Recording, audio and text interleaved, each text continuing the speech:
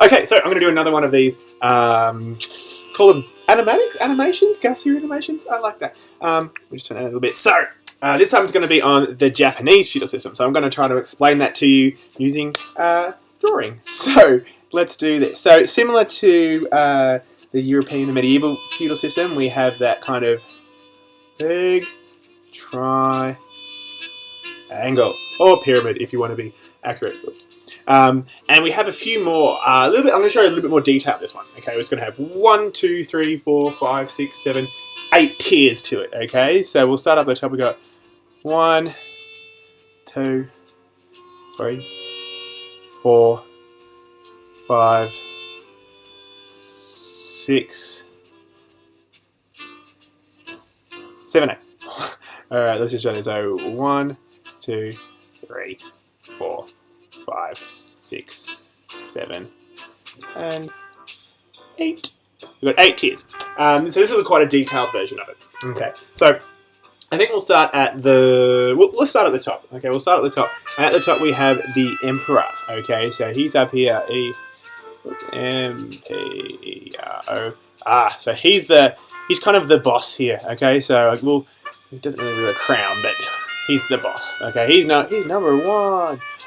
But a little bit different. Okay, so the Emperor, he had. Actually, I'm going to turn it down. The Emperor had like the highest status out of the lot. Okay, and his family were the top of this structure. Okay, but during this period that we're studying, he actually didn't have any real actual power. It was really, really small. Okay, so he was kind of like a religious figurehead. Okay, he was worshipped. All right, so that was kind of his role. He didn't really have much power or say, but he was worshipped as being the big guy on campus. Okay, and he was super, super rich, and he was surrounded by his family was there and nobles and everything like that. Okay, so even though he was really highly respected, he couldn't control all the distant regions of Japan because Japan was broken up in those regions. So Emperor was up the top there, and he's quite powerful there. And I'm just looking, he kind of wore this little hat thing. There we go, with a real cool little towel there. So there's our Emperor. And all the pictures I saw, the Emperor was quite chubby. So I'm sorry about that, Emperor. But every single picture I saw, you would put on a few. But then again, if you were this kind of religious boss and you had nothing to do, I'd probably just eat donuts all day. So there's our Emperor, religious figurehead. Okay. Then after the Emperor, okay, we switch across down. We go into. Okay, so then we've got the Shogun. Now these guys were kind of like these were the military leaders. All right, these are the guys that actually kind of ruled Japan. All right, so they took care of basically leading the army. So the Shogun were kind of the warriors. All right, so let's do some swords there. That's our Shogun. There we go. So they were the leaders. Okay, so they were the leaders here of the army and pretty much the leaders of Japan. Okay, so even though they're below the Emperor, they did all the work. There we go. So that's the Shogun. Okay, so below the Shogun we had the Daimyo. Now that's D-A-I-M-Y-O. Okay, now these guys were there to support the Emperor. Okay, they were there to support the Emperor, support the Shogun, and in exchange for their support, they were given land as well. Okay, so these guys were kind of like the barons of the medieval Europe. So they were given land, okay, to support these guys up here. So they came next. Now below those guys were the samurai. So these are the ones that we know really well. All right. They're the samurai. Now these guys were the warriors. Okay, they were like the soldiers, and they were paid. So they were paid soldiers. Okay, and I mean I think we know what these guys kind of look like. We have that kind of that hat with the horns on them. They're quite intimidating looking guys. Samurai. He doesn't look too happy. There we go. So there are samurai.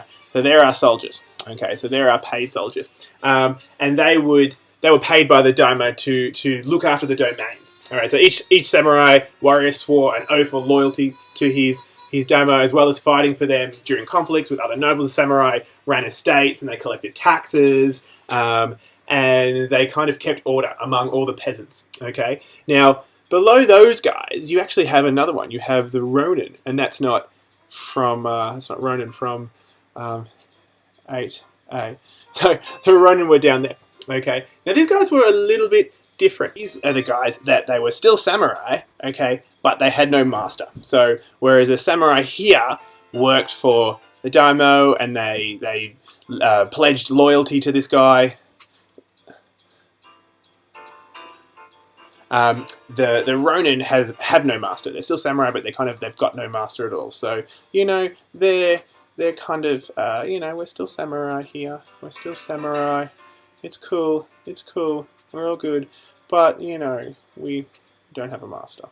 Okay, so they're a little bit lonely. All right, below the Ronin, all right, we had the peasants. So we've heard that one before. All right, here are our peasants, and these guys were like the farmers. Okay, so farmers and the fishermen. There's a little fish. There we go. They were the fishermen. Okay, and they were also, these guys here pretty much made up 90% of Japan. So there was a lot of them. Okay, and so the peasants down there would be farmers and fishermen, obviously supply the food for everybody else. Now below those guys you have a couple more. You then have the artisans. Okay, so they actually got a special place as well. The artisans these are the guys that kind of use raw materials, and they made things like, paper.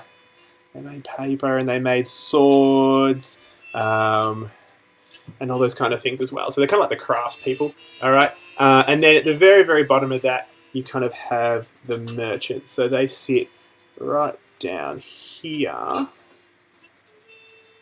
And there's our merchants. All right, so merchants are below the artisans.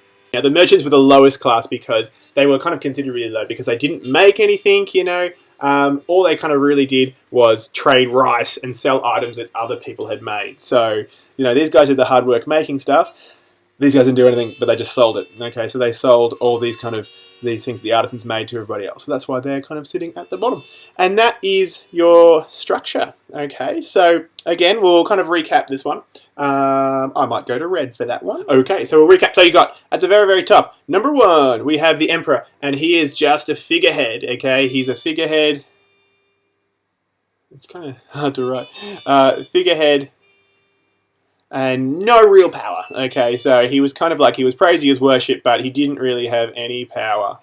Alright, then below that you had the Shogun, okay, and they were the leaders of the army, alright, and they kind of they basically ruled Japan, these guys really. The Shogun kind of really stole the show, okay, and they had a lot of power. Below them are the daimyo, and they had to pledge loyalty to everyone above them. That was their job, okay, they presented loyalty, so they were kind of they were the noble lords, they were the barons, if we go back to medieval Europe. So that's the daimyo, so they were noble lords. Alright, N-O-B-L-E, lords. That's these guys. Okay, below that were the samurai. Okay, now these with samurai were paid soldiers. Okay, so they were soldiers. Okay, they were warriors. And they basically kept control, okay, of the peasants and everyone below them. So they were in charge, and they fought for their daimyo, and they all pledged allegiance to a certain one of these guys, and they worked for them. Then we have below them, we have the Ronin, okay, which are still samurai. Okay, they're still samurai, but they're sad samurai. Okay, they don't have a master, but they're still kicking around. Below those guys, we have our peasants. All right, our peasants are our farmers, and our fishermen, and the guys that made the food. And then below them are artisans. So they didn't make food, they didn't farm food, but they made everything else, paper. They made paper, they made swords, they made all that kind of stuff. And at the very, very bottom, we have our merchants. Okay, these are the guys that didn't really do much, but they kind of sold the goods that these guys made, and they traded rice. So rice was, I don't know why it's red. They traded rice. And that is our quite complex looking Japanese feudal system. Again, remember, peasants here, 90% of Japan. So, one last time, we go emperor, then shogun, then daimyo, then samurai, then ronin, then peasants, then artisans, then merchants. So this is a complex one, but if we wanted to simplify it for what we've been looking at, we would have, I'm going to change colour. Okay, let's do that. Okay, so let's just simplify this really, really quickly. So, this is quite a complex one here, but we'll just kind of make it a little bit easier. For what we're looking at, we want to go emperor at the top, okay, then our shogun, then our samurai, and then our peasants. Okay, so that's kind of a 4-tiered structure. So that's what we'll be looking at, and that's kind of what's going to be important on your test. All right, there we go. That's it.